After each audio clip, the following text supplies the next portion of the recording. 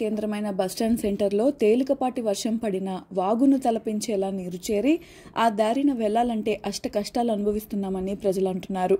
ఏఎస్పేట గ్రామ ప్రజలు, మండలానికి వివిధ పనుల నిమిత్తం వచ్చే ఇతర గ్రామస్తులు, అంతేకాకుండా ప్రముఖ యాత్రా ప్రదేశం అవ్వడం వల్ల వచ్చే యాత్రికులకు తీవ్ర ఇబ్బందులు కలిగిస్తుందని, కావున ఈ సమస్యను త్వరితగిన పరిష్కరించాలని స్థానికులు కోరుతున్నారు.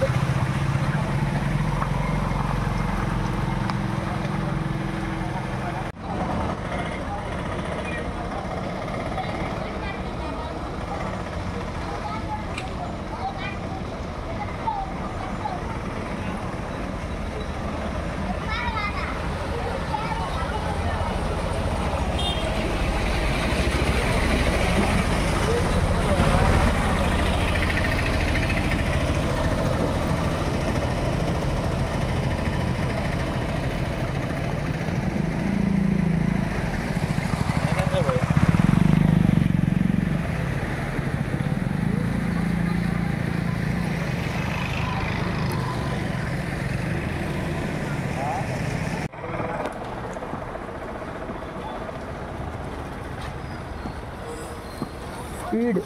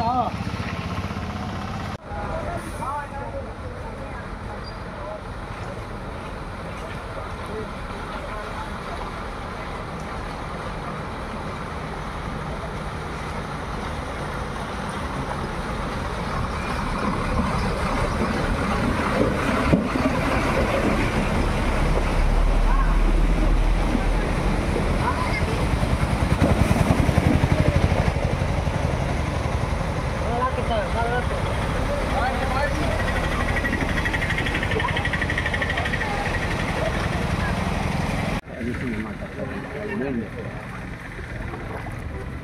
అవి నీళ్ళు బయలు రావాలి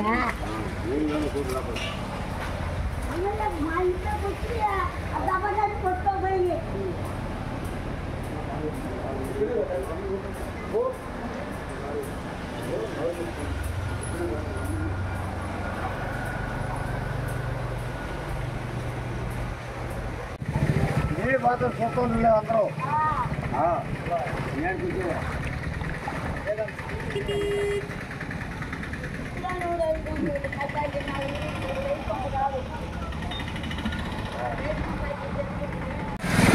నమస్కారం అండి. నా పేరు వెంకటేశ్వర.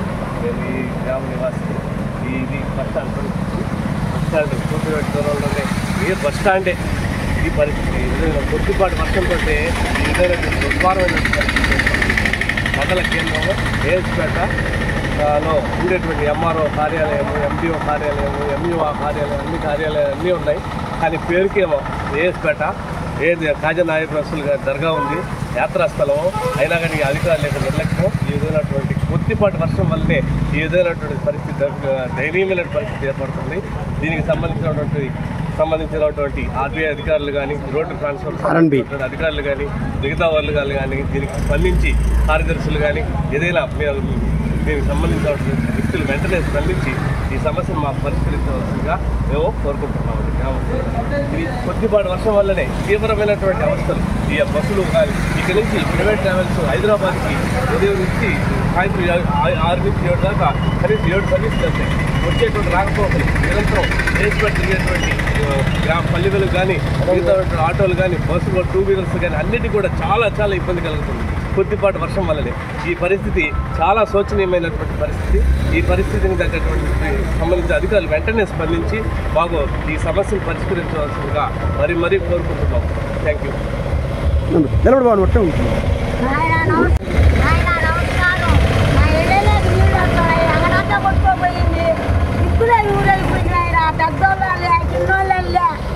దీనికి అది దిక్కేది చేతికి బస్సులన్నీ వస్తున్నాయి, లారీలు వస్తున్నాయి, కార్లు వస్తున్నాయి, నెల్లూరు బస్సులు, హైదరాబాద్ బస్సులు, ఆటూరు బస్సులు, అగ్నాపర్ బస్సులు అన్నీ వస్తున్నాయి. కానీ ఇది బాగా ఇది గుంట ఇండియాలోకుండా మాకు మునిగిపోతాడు ఆయన. మీకు అందరికీ నమస్కారం. తాను ఈ రోడ్డు పని ఏదో ఒక చేయండి ఆయన. మా ఎంగడంతా కొట్టుకోపోయింది ఆయన.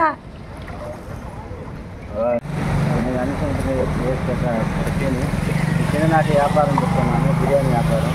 అంగట్లోకి బస్సులు పోయేటప్పుడు వచ్చేటప్పుడల్లా నీళ్ళు వెళ్ళిపోతుంది. వ్యాపారం చేసుకోవడానికి చాలా ఇబ్బందిగా ఉంది. అసలు అంగట్లో నీళ్ళు వచ్చేసి వారం నుంచి వ్యాపారం లేదు.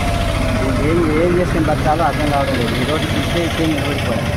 అంతకుముందు నీళ్ళు నిలబడేది నిలబడిపోతుంది. దానికి ఏదో ఒకటి వ్యవస్థ చూసి కార్యదర్శి వాళ్ళు చేయాల్సిందిగా కోరుతుంది. బస్ స్టాండ్ సెంటరు చిరు వ్యాపారం చేసుకుని నాస్తంగట్ చేసుకునే వ్యక్తిని 4 చినుకులు పడ్డా కూడా బస్ స్టాండ్ సెంటర్లో నీళ్ళు ఈ విధంగా నిలబడి మేము వ్యాపారం చేసుకునే దానికి కూడా ఇబ్బందికరంగా ఉంది సార్. కొన్నిసార్లు వాళ్ళు వచ్చి తాత్కాలికమైన దారి చూపించి ఆ నీళ్ళ వరకు తీసారు. అంతా ఇదైంది, వెళ్ళిపోయాయి. నిన్న మధ్యాహ్నం చిన్న వర్షం పడిన కారణంగా ఈ విధంగా ఫుల్గా నీళ్ళు అయిపోయినాయి సార్. మేము దయించి కామందుల వారు ఏదన్నా నిర్ణయం తీసుకొని మాకు దయ చూపించి ఈ నీటిని పోయే మార్గం ఏర్పరచాలని దయ కోరుతున్నాము. నా పేరు రవికుమార్ సార్, బస్టాండ్ సెంటర్ నాది. విషయం ఇది సార్. దయించి కామందుల వారు మీరే దయించండి సార్. నా అంగడైతే ఇచ్చండి.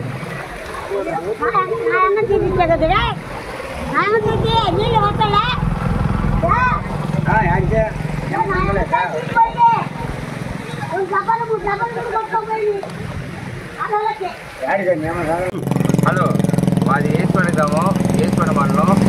ఏసుపేట నుంచి ఆత్మూరు పోయే దారిలో బస్ స్టాండ్ నుంచి రాజశేఖర రెడ్డి ఎన్టీఆర్ బొమ్మ కాడ నుంచి ఆత్మూరు పోయే దారిలో ఈ కొంచెం ఒక పర్లాంగ్ దాటంగానే మొత్తం అంతా వాన పడితే, చిన్న వాన పడినా కూడా పెద్ద మడుగులాగా అయిపోతుంది. దీన్ని ఎవరు పట్టించుకోవట్లేదు. రేపు మాకు దసరా ఉత్సవాలు ఉన్నాయి, దీపావళి జరుగుతూ ఉన్నాయి ఉత్సవాలు. ఇలాంటప్పుడు ఈ వానల్లో ఏం చేసుకుంటాం మేము? ఈ చిన్న వానకి ఇంతలో నీళ్ళు నిలబడుతున్నాయంటే ఒక సముద్రంలాగా, ఒక చిన్న నదిలాగా, చిన్న వాగులాగా ఇంత జరుగుతున్నాయంటే దీన్ని అధికారులు పట్టించుకోవట్లేదు, నాయకులు పట్టించుకోవట్లేదు.